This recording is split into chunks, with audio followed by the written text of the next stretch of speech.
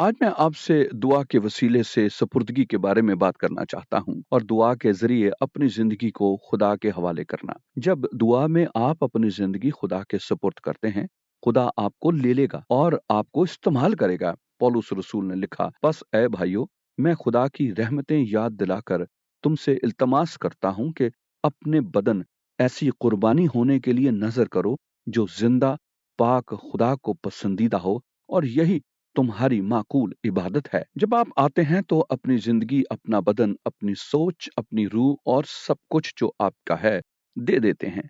आप ये खुदा को देते हैं। खुदा गैर मामूली काम करेगा। जब हम दुआ के मुतालिक बात करते हैं तो हमें खुदा के मुतालिक बात करनी होगी। मुझे याद है कई साल पहले कम्युनिज्म के दौरान में रोमेनिया में मैं एक कस्बे में तबलीग कर रहा था जो गलीती कहलाता है, और एक सर्द शाम थी और वो जगह खचाखच भरी हुई थी।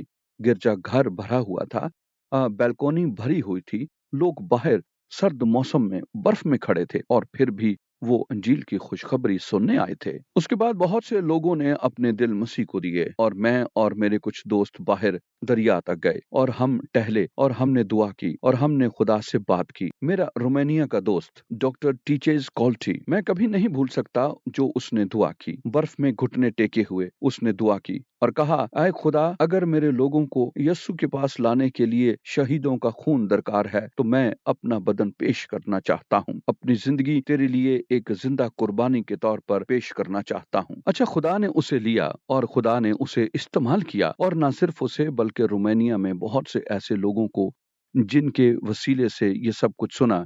खुदा ने 20वीं सदी के एक अजीम तरीन बहाली भेजी।